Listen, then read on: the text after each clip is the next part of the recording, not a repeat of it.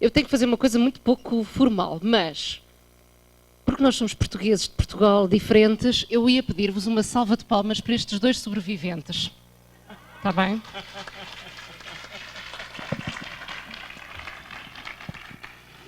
De fato, sobreviventes, né? Nós temos aqui, ele pegou minha nota. O que eu faço com essa pessoa que pegou minha nota? Uma agenda analógica. Eu também sou híbrido. Nós tivemos aqui muitas informações essa manhã, não é verdade? Essas duas conferências nos ajudaram aí a organizar algumas ideias e aprimorar outros pontos que nós já temos desenvolvidos. Tanto a professora Sara, que nos brindou com o instigante tema competências para ensinar e ensinar para as competências. Eu achei engraçado que quando ela me mandou esse título inicialmente, eu falei, você escreveu certo, Sara? Não foi? Mas aí depois nós percebemos, e ela falou, não, é isso mesmo, e percebemos que quão importante são essas competências. E, por fim, o professor Antônio nos esclarecendo aí aspectos importantes sobre educação e didática digital numa cultura artística de base humanística. Excelente. Eu acho que nós temos alguns minutos e reservamos aqui, achamos melhor fazer uma interação com aqueles que quiserem fazer pergunta, por uma questão de gravação, e todas as nossas conferências e atividades desse seminário, nessa etapa, eles estão sendo transmitidos pela nossa página do YouTube. Depois, se vocês quiserem acessar a página do YouTube da SEAD, poderão rever essas conferências, e eu particularmente quero também rever algumas coisas, mas seria importante que nessas interações nós usássemos o microfone, por questões da gravação, obviamente. Vamos... E eu vou, inclusive, pegar nessa deixa para dizer que já recebi aqui no nosso lado digital a dizer que estávamos a ouvir em Maringá. Uau! Portanto, estavam a acompanhar a palestra, e se ainda estiverem agora, ficam a saber que estou a falar nas meninas Luísa e Renata, que nos estão a ouvir. Muito bem. Por favor.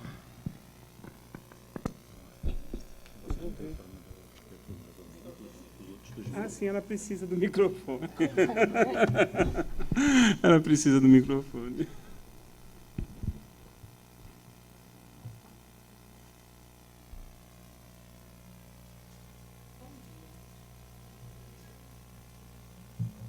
Eu gastei as pilhas todas.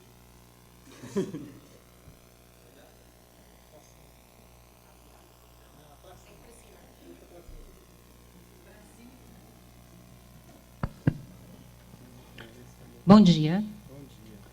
Meu nome é Sanderli, eu sou professora de um curso, né, de bacharelado, formei como médica veterinária, então, teoricamente, eu não fui preparada, né, não vim de um curso de licenciatura, então eu tenho várias situações que, de uma certa forma, tudo é novo, né? Tudo que eu ouvi desde ontem, vi várias possibilidades, mas tudo vem, né? Eu vou começar a trazer algumas coisinhas aqui, né, que eu anotei. A primeira coisa que eu ouvi, né, e que eu fiquei, porque eu sempre me pergunto, né, quando você falou de como avaliar, né, falou sobre a docência, então colocou, e eu pontuei aqui, como identificar para avaliar a habilidade de ensinar do professor, né, sem avaliar subjetivamente, né? Quando a professora falou, né, e deu o exemplo, né, da festa da tabuada, eu fiquei pensando como transformar minhas aulas numa eterna festa para os meus alunos, né? Outra coisa, como trabalhar as competências, né, para as atividades de sala de aula, como linkar o professor digital do professor não licenciado, já que eu venho do curso de bacharelado, né? E eu ouço muito assim, e eu vejo o bacharel não vem com esse conhecimento pedagógico, né? E fica na minha memória o tempo todo, né? Didática, processo de aprendizagem, como aplicar tudo isso, né? Já que eu desconheço teoricamente, muita coisa que eu utilizo é das práticas vivenciadas, né, ao longo, né, dos anos, e que eu vou aplicando, mas eu fico me perguntando, será que eu estou atingindo necessariamente, né, Esse processo, será que eu estou conseguindo alcançar, eu estou conseguindo desenvolver, mesmo sem conhecer esse processo de aprendizagem? Né? O que é que eu devo, no final do resultado, de fato? Né? O que é que eu estou querendo o quê? Eu vejo muitas vezes na minha prática de sala de aula, né? E que eu, em alguns momentos das minhas atividades em sala de aula, que eu deixo os meninos, né? Eu coloco as informações necessárias para a aula, e em algum momento tem aquele instante que eles discutem entre eles, e que eu fico entusiasmada quando eu vejo, e eu fico encantada que não adianta eu passar 4 horas falando sobre um determinado conteúdo, mas eu fico encantada quando eu vejo alguns momentos que eu deixo no grupo e que um vai passando para o outro conhecimento, e eles aprendem muito mais. Eu posso passar horas falando sobre algo. Aí eu digo, olha, entra pelo ouvido e sai pelo outro, não é? Mas, assim, como não observar, já que eu tenho, tá lá 17 semanas de aula, e que eu tenho no meu plano de ensino, que cada dia da semana eu tenho que desenvolver cada conteúdo. Eu posso deixar para trás, porque exige tempo, né? Quando eu tenho que fazer essas atividades em sala de aula, mas às vezes eu faço, e às vezes, assim, se necessariamente me perguntar qual é o resultado final que eu espero, eu estou fazendo na intuição. Né? Obrigada. Vamos fazer um bloco de 3 perguntas e aí deixamos para os apresentadores, os conferencistas, se... Sanderli, né? Professora Sanderli. Bom dia. Sou professora Justina, sou mestranda em Educação de Jovens e Adultos, e eu queria que o professor falasse mais um pouco sobre essa educação híbrida, na perspectiva do educando jovem adulto, porque é um desafio muito grande para a gente colocar a questão da tecnologia para ensinar a esse educando. Eles resistem, né? Inclusive, o meu objeto de estudo é sobre isso. Eu estou utilizando o blog para ensinar a língua portuguesa, porque minha formação, eu sou letróloga, eu sou formada em letras vernáculas. E quando eu cheguei lá, fui tentar partir da tecnologia para a aprendizagem, os alunos eles me barraram. E eu fiquei assim muito desesperada. Eu disse, eu vou ter que mudar isso aqui. Eu vou ter que partir realmente, vamos dizer assim, do analógico, do que já temos, para depois eu partir para a parte da tecnologia. E quando eu vi o professor falando dessa educação híbrida, eu pude situar o meu objeto de estudo. E eu disse, não, é isso aí que eu tenho que fazer com os meus alunos. Então, eu gostaria que ele falasse mais um pouco, mas na perspectiva da EJA. Educação de Jovens e Adultos. Obrigada.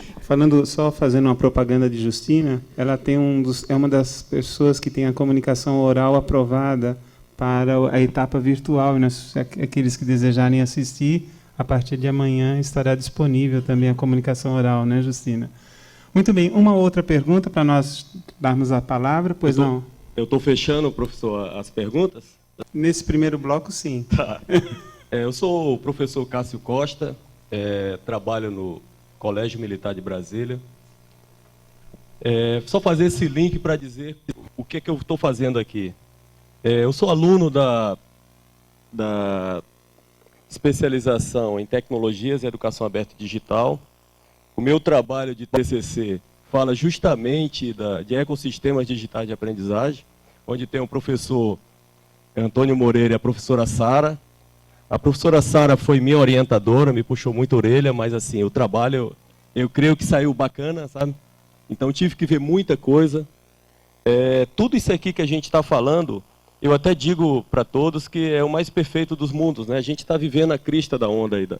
Então está tudo chegando agora no Brasil, mesmo que são neologismos, palavras novas, como hibridismo e tudo, mas a gente vê que essa onda vai ficar nessa evolução da educação do futuro, né? Então eu tenho uma grande responsabilidade, professor Eniel. É um prazer também lhe conhecer. Elogio aí a nossa pós-graduação que fizemos, eu aprendi bastante, só tenho elogios a fazer, tá? Elogio também os professores de Portugal, então essa integração, o longe, né, o não estar presente, mas a coisa não impede nada, a gente sempre se sentiu nessa pertença digital, então tá bem bacana. A minha pergunta ao professor Moreira, ou à professora Sara, é onde entra o hibridismo nessa questão do ecossistema digital de aprendizagem. Eu posso até dizer, só finalizando minha fala, que, como eu falei, o melhor dos mundos é a gente colocar a teoria em prática. Então, eu agora estou participando e assessorando um ecossistema digital de aprendizagem no Colégio Militar de Brasília, e a gente já está numa fase bem bacana. Então, estamos numa fase bem adiantada, tá? Agora já atualizamos o nosso AVA para a nova versão, e a gente está criando agora, com relação aos ecossistemas, trabalhar o wireless dentro do colégio. Então, muito obrigado aí, professor. Obrigado, Cássio. Obrigado pelas suas palavras. Nós ficamos muito felizes com a finalização e boa apresentação hoje à tarde, né? Estar apresentando o seu trabalho de conclusão de curso. Só tem uma pergunta aqui de Nilson Novaes, parece-me que ele é de Jequié, em homenagem a Dilson, né? A pergunta de Nilson é: qual a importância de reflexão do conceito de ecossistemas e aprendizagem para a formação integral do ser? Essa pergunta está sendo direcionada para Sara. Vamos ver, porque eu acho que tem relação com a questão do ecossistema digital, né? Vamos passar, então, quem gostaria de falar primeiro? Sanderley, para falarmos um pouquinho. Fez aqui algumas perguntas, mas há várias coisas que me vêm logo à cabeça assim que a ouço a falar. E quando assim, muito sumariamente, fazer das aulas uma festa, não é? Há um outro livro que lia nas férias, agora já não me lembro quem é que era o autor, mas em que ele dizia que o bom é quando a aprendizagem acontece sem se perceber que se está a aprender. E, portanto, esse é um processo, é como a tal expressão ontem da aprendizagem distraída também, todo esse reflexo. E, portanto, eu acho que é moderação, até mesmo na moderação, é uma expressão que a gente usa muitas vezes. E aquilo que nós os dois estivemos aqui a falar muito é esta questão de cada momento tem o seu momento, e cada prática tem o seu momento, e cada estratégia tem o seu momento. E quando a Sanderley fala como é que pensa a didática, porque vem de uma formação que não é pedagógica e faz, e agora pratica efetivamente e procura educar. E eu lembrei-me de uma conversa que estava a ter ontem ao jantar, até precisamente com o António, em que ele me dizia: mas afinal o que é que tu aprendeste nas aulas de didática? Porque eu também tive a minha formação, também é a formação de História, e eles estavam a dizer: o que é que tu aprendeste? E agora eu estava a pensar naquilo, a pensar: epá, nada. Na verdade, nada. Porque tudo aquilo que eu pratiquei desde o primeiro dia que eu pus o pé numa sala de aula é algo que me é inato. Então, é algo que eu gosto de fazer aquilo que faço. Então, quando eu ouço essas perguntas todas da Sanderley, como é que nós aprendemos, como é que nós colocamos em prática, como é que nós desenvolvemos aprendizagens que sejam motivantes, que sejam entusiasmantes para os nossos alunos, a única resposta que eu lhe consigo dar é: sai feliz da sala de aula. Sente que os alunos saíram felizes da sala de aula. Então significa que a gente o que fez bem. Mas também, e isso eu digo aos meus estudantes, aos futuros professores, eu digo: não é todos os dias assim.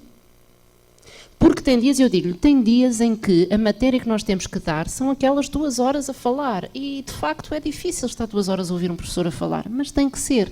Agora, eu também lhes digo, o entusiasmo com que vocês falam durante 2 horas é um mecanismo para eles também se sentirem entusiasmados para absorver. Então, eu sou professora de didática. E quando eu lhes digo, temos imensos pensadores, temos imensos autores, têm uma quantidade de referências bibliográficas que podem e devem ler, e construam o vosso ser docente. Porque quando nós temos verdadeiro prazer naquilo que estamos a fazer, isso transmite uma emotividade ao processo educativo, que ele passa a ser algo também entusiasmante para quem está à nossa frente. E por isso aquilo que eu digo é: tem aqueles dias em que eu não me apetece ir dar aula, se calhar. Mas depois há um brilhozinho no olho, então quem trabalha com a educação infantil às vezes ainda mais entusiasmante é, no sentido em que eles são tão honestos, para o bom e para o mau, mas são tão honestos. E portanto há uma frase, há qualquer coisa, e há aquela coisa de... Eu estava agora, os alunos que entraram agora na universidade, eu dei muitos anos aulas no ensino médio fundamental e estava a ver os alunos que foram colocados no meu curso e encontrei um aluno meu de há 6 anos atrás. Foi meu aluno, eu era responsável pela turma dele, fui responsável durante 3 anos. e ele vai ser meu aluno agora na universidade. E ele mandou-me uma mensagem a dizer: professora, vai maturar outra vez, mas eu vou gostar tanto de ser seu aluno outra vez. Então significa que a gente está a fazer qualquer coisa bem. Eu acho que não tem uma receita, não tem um mestre fundamental que a gente segue os nossos mestres, aqueles bons exemplos que a gente teve, e acho que isso é a didática. É aí que está a aprendizagem. Não sei se respondo já àqueles ecossistemas. Antônio, a questão do hibridismo, a educação híbrida no EJA, e também alguns comentários que o Cássio ele colocou muito apropriadamente, onde entraria o híbrido, né, nesse contexto, que acho que a professora também já abordou. Bom, Sandra Lee, só muito rapidamente, também queria dar uma palavra, obviamente. Não esqueço da tradução. Estou a pensar. A tentar descodificar o que apontei aqui. Deixe-me dizer-lhe uma coisa, que a consciência das suas limitações enquanto professora é uma coisa extraordinária, porque esse é o ponto de partida para ir à procura de mais. Eu concordo com a Sara quando ela diz que a questão, não sei se é o inato, mas mais da intuição, porque os professores que não tiveram, que vão para o ativo, depois de apenas terem adquirido conhecimento científico sobre a área, esqueça isso do bacharel, da licenciatura, do mestrado ou do doutorado, porque há supostamente professores que têm doutorado e não fazem a mínima ideia o que é dar aulas.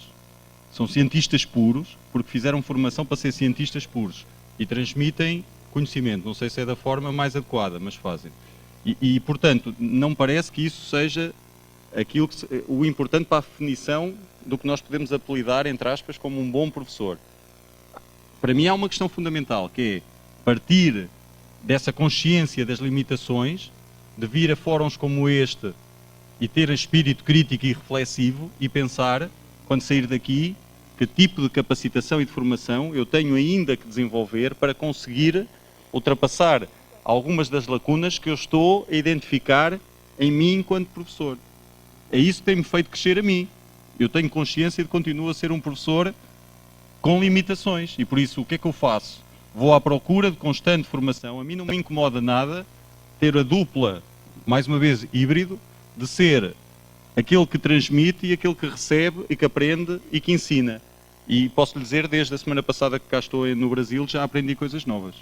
E, portanto, isso vai fazer de mim um professor que vai, de certa forma, também conseguir transmitir melhor essas mesmas informações. E, portanto, aquilo que eu sugiro, e para todos, é que identifiquemos as nossas limitações. Se não temos essa formação, procurar essa mesma formação, porque esta questão é muito importante. Há aqui sempre um problema quando nós estamos a falar de professores do ensino superior.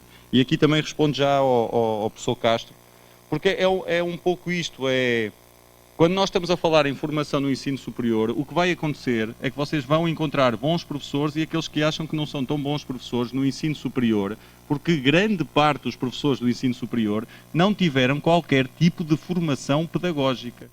Nem pedagógica, nem na área comunicacional, nem na área da psicologia educacional, nem na área da sociologia. Portanto, tem muitas limitações do ponto de vista da formação pedagógica e da formação tecnológica. Porque aqui a tecnologia aparece para ainda desenvolver mais as competências pedagógicas, o tal combustível que eu gosto de dizer, mas que está associado à pedagogia. Portanto, para mim o núcleo fundamental de um professor é claramente a questão pedagógica. Agora também me vem dizer, mas sem conteúdo não há pedagogia. Obviamente, mas isso é algo de base que já vem com o seu bacharel, ou vem com a sua licenciatura, ou com a formação que adquiriu para ser educador ou professor, não é? E, portanto, outra coisa é os modelos reprodutivos. Quando nós não temos nenhum tipo de formação, o que é que acontece naturalmente? E eu também tive isso. Eu vou tentar imitar aquele que eu considerei que foi o meu melhor professor durante o meu processo de formação, desde o ensino fundamental, médio e superior. Porque eu acho que é com aquele professor com o qual eu me identifico. É a única formação que a grande parte dos professores do ensino superior tem. É um modelo reprodutivo em que eles veem, apropriam daquilo que acham e tentam reproduzir sem espírito crítico, porque não têm depois essa formação para.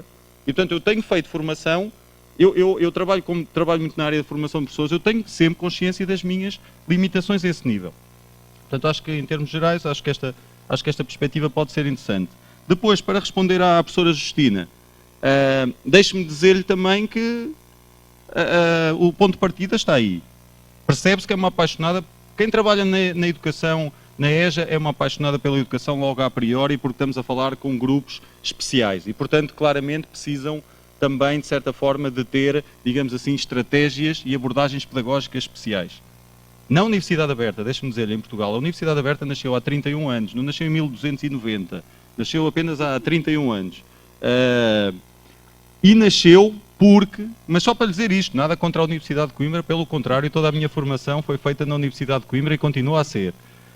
Mas só para lhe dizer uma coisa, é que a Universidade Aberta surge em Portugal porque há uma necessidade específica para fazer educação com adultos.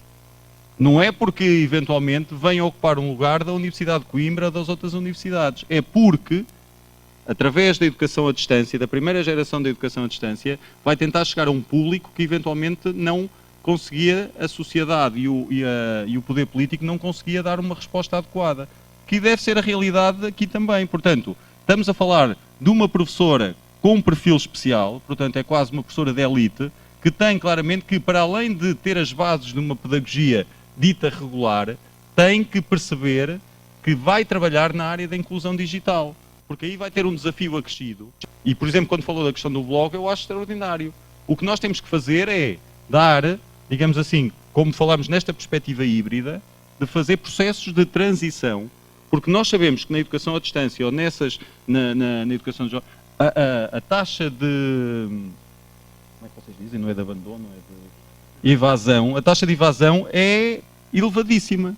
O que nós desenvolvemos, por exemplo, na Universidade Aberta em Portugal foi, antes de começar qualquer tipo de formação, há aquilo que nós designamos de período de ambientação online, onde eles vão contatando com os ambientes, com os ecossistemas que nós estamos a construir, para fazê-lo de uma forma gradual, entrar naquilo que é a realidade. Portanto, eles vão sentir dificuldades na ambientação, mas temos lá professores, entre aspas, de elite, que já estão preparados para que eles sintam essas dificuldades e estar numa interação muito forte, que era aquilo que nós estávamos ali a dizer, porque os primeiros tempos, a evasão é exponencial, porque nós chocamos com o digital, não é? Os adultos chocam com o digital e percebem que aquela realidade eles nunca encontraram na educação que eles tiveram anteriormente. E, portanto, que nós estamos a dar uma educação diferenciada com o digital. E, portanto, os processos, as abordagens, têm que ser numa lógica mais de inclusão digital do que propriamente de fluência digital, onde eles têm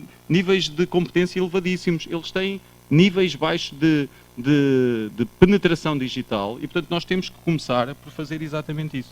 Processos gradativos, mostrando, por exemplo, que através de um blog ou através de uma plataforma, criando um fórum, umas coisas básicas de perceber como é que se comunica online, perceber efetivamente quais são as regras de comunicação online e construindo os tais ecossistemas que se falava aqui, que é, que eu lhe dizia, vai ter que ter com certeza formação na área do design institucional, perceber como é que constrói um ambiente de aprendizagem, como é que constrói 3 ou 4 ambientes de aprendizagem que formem esse ecossistema.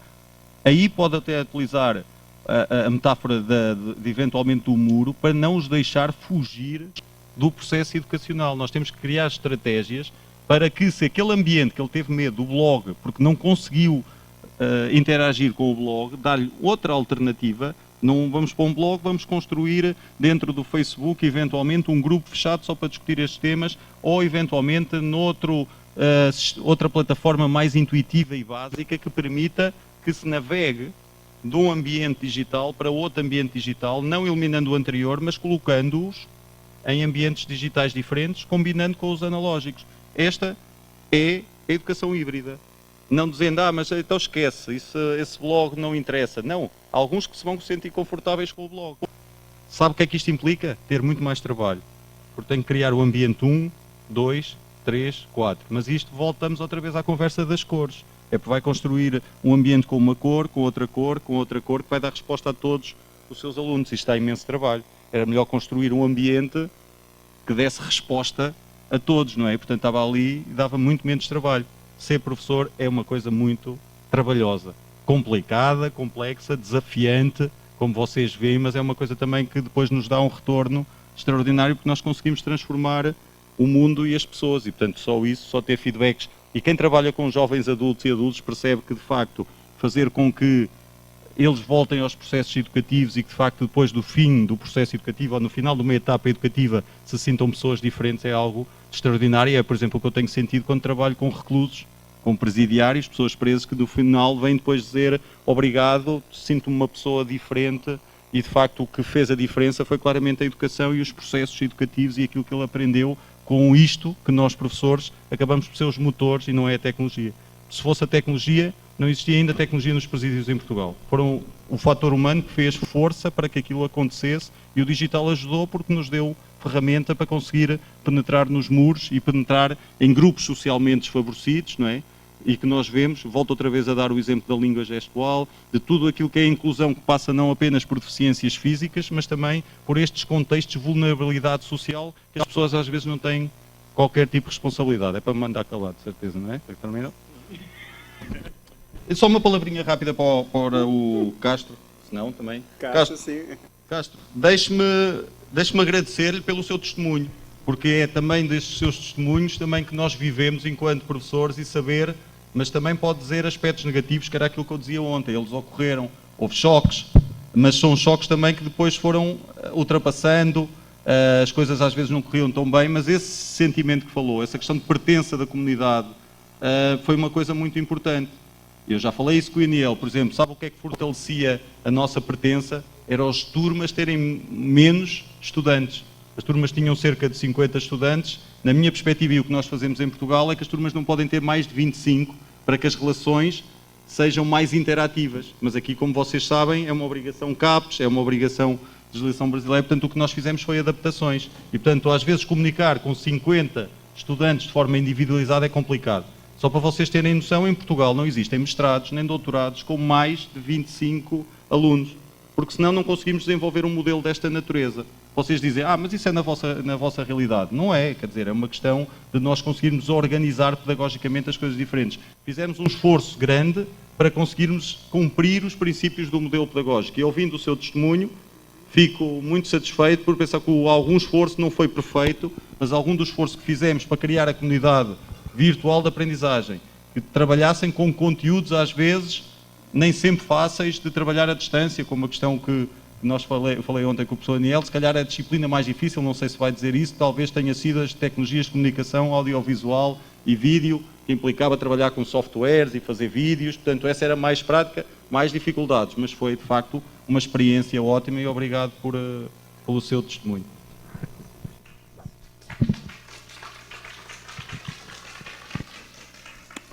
Eu vou fazer aqui um conjunto vou fazer uma resposta para responder a vários de vós, ao Cássio, porque fala nos ecossistemas, nesse hibridismo dos ecossistemas, mas houve uma participação do Newton online que perguntava também sobre a importância de refletirmos sobre ecossistemas de aprendizagem para a formação integral do ser. Isto aqui tem... E, na verdade, mesmo até pegando naquilo que a Justina estava a falar sobre ter então que partir do analógico para o digital, é isso mesmo, e aqui hibridismo comunga, ou comunica muito com esta ideia de criação de ecossistemas, porque nós falamos que um ecossistema é um sistema vivo, então ele não pode ser fixo ou numa realidade física ou numa realidade virtual, ele tem que se adaptar e se moldar àquilo que são as necessidades e as exigências da comunidade ou do sistema que vai interagir dentro desse mesmo ecossistema. E nessa lógica de precisamente nós nos sabermos moldar e de perceber que naquele momento era preciso dar 2 passos atrás, começar de novo e avançar. Nessa tal lógica de nós assumirmos, se calhar às vezes, que os estudantes até têm um determinado perfil e vão reagir de uma determinada forma, mas na verdade, afinal, não entendem tão bem uma dada plataforma, não compreendem. Quando eu tento, por exemplo, nas minhas cadeiras de História Contemporânea, alunos que estão habituados a seminários em que o docente está sentado na sua mesa, na sua cadeira magistral e debita a informação, eles escrevem num caderno, levam para casa, decoram e trazem para dizer nos testes, e quando eu lhes digo comigo não é assim, Comigo tem que raciocinar, tem que pensar, mas eu também não posso dizer, e agora faz e não bufa. Não, tem que construir com eles esse processo. Portanto, seja numa utilização e num cruzamento sempre entre o analógico e o digital, e então criar essa comunidade em que a gente vai aprendendo, em que vamos errando, em que vamos construindo os vários modelos e as várias estratégias que para nós nos vão servindo. E as coisas vão sempre mudando, porque à medida que eu vou aprendendo com os meus estudantes e à medida que eles vão aprendendo comigo, da vez seguinte, esse ecossistema já mudou.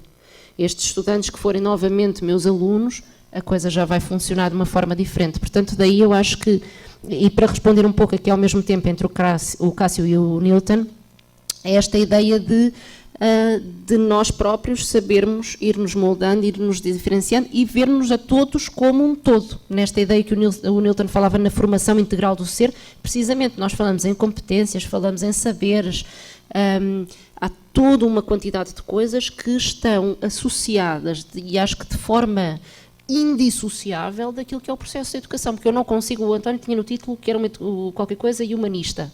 Exatamente, eu não consigo pensar na educação sem ser dessa forma humanista.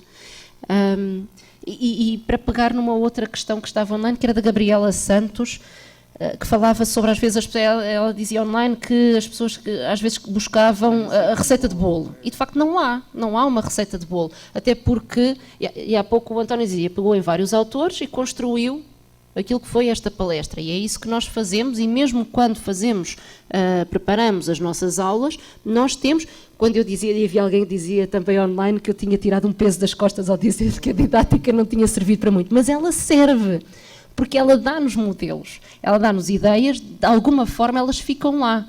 Agora, eu posso, de uma forma mais ou menos consciente, construir o meu modelo, construir a minha receita de bolo. Aquilo que eu digo aos meus estudantes em formação inicial é isso mesmo. Quando eles vão para as escolas, eles vão descobrir qual é a receita de bolo deles, ou qual é o modelo deles. E vai haver um modelo no qual eles se vão sentir mais confortáveis. Mais expositivo, se calhar, um bocadinho mais de show, uma interação. Eles vão descobrir esse modelo e esse vai ser o conforto deles. Mas o que eu também lhes digo é que eles também têm que sair dessa zona de conforto de vez em quando e perceber que há outras estratégias, que há outros modelos, não é? E procurar essa constante superação. Porque aquilo que a gente vê aqui também, entre todas as vossas perguntas, os vossos questionamentos, as vossas interrogações daquilo que nós estávamos a falar, nós vemos, ou pelo menos eu estou aqui a ver alguém que está sempre em processo de se superar, de ultrapassar as suas dificuldades, de chegar mais além, de alcançar mais estudantes e de disseminar efetivamente aquilo que para nós todos é o mais importante, que é a educação em geral. Com distância, sem distância, presencial, online, virtual, híbrida, não interessa. Exatamente, eu comungo muito desta ideia que o António disse, é educação, ponto. Pois o resto são pormenores que complementam e que constroem esse puzzle no qual nós vivemos. E nós ficaríamos horas aqui conversando sobre esse tema que nos agrada tanto. Eu gostaria de pontuar aqui algumas colocações que estão com os nossos participantes online. Nós temos Mariane Macedo comentando sobre a experiência da pós-graduação, própria Marilde Santos, de São Carlos, Natália Machado, da UFPR, inclusive falando que vão se aprofundar nesses estudos voltados para ecossistemas digitais, pessoas do Rio de Janeiro, enfim, nós temos de Palmas um relato muito interessante de Igor Barbosa, do Tocantins. Ele diz que é um prazer ouvir as referências da dissertação dele falando. Ele utilizou vocês dois como referência na dissertação, e temos até a professora Suzana aqui. Enfim, nós estamos com grande participação. Comentava com o Antônio aqui que o próprio chat, inclusive as pessoas já estão se ajudando, mostrando, olha, o artigo tal fala sobre o hibridismo em EJA. Então, já está ocorrendo aqui uma comunidade de aprendizagem, isso é importante pontuar, né? Bem, eu acho que nós poderíamos ir às palavras finais, concludentes, já estamos finalizando essa sessão, para não nos estendermos muito. Vamos passar as palavras aos nossos conferencistas e, após as palavras finais dele, nós temos o sorteio de alguns livros para finalizarmos a sessão da manhã. Perfeito? Palavras concludentes.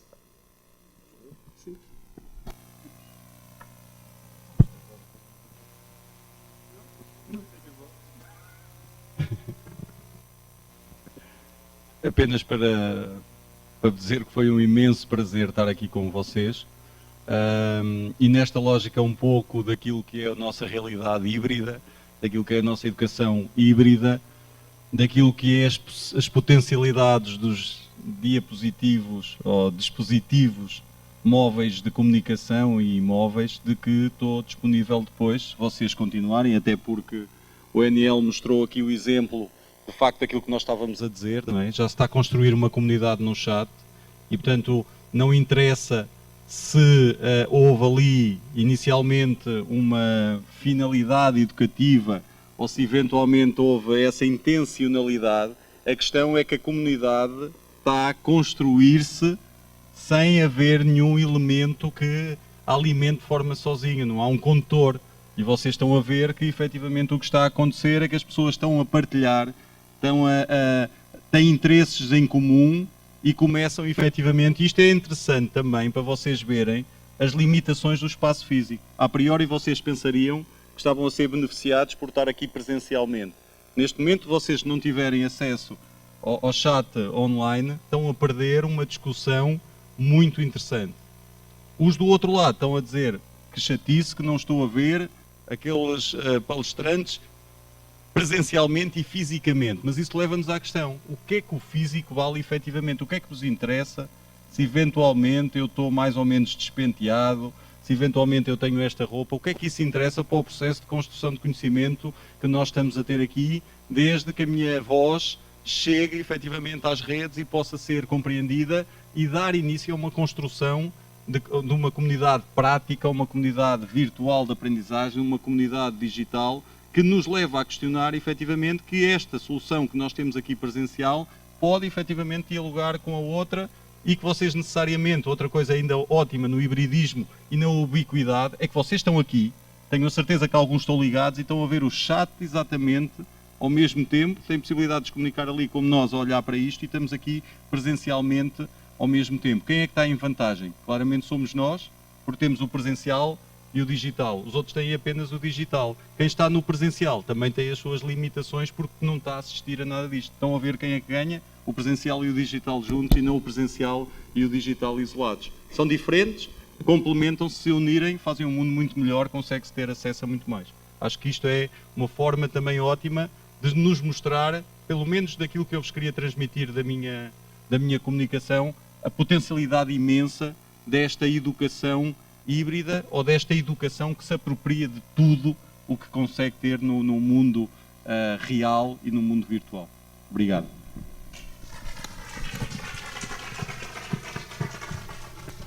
Eu acho que de palavras finais é mesmo fazer esta alusão ao facto que é tão interessante estar hoje aqui. Assim que acabei a palestra, fui tomar uma água lá fora e cruzei-me com imensa gente com a qual eu comuniquei e que eu nem reconheci logo, porque as fotografias às vezes são tão pequeninas que a gente nem conhece depois quando vê em tamanho normal, presencial.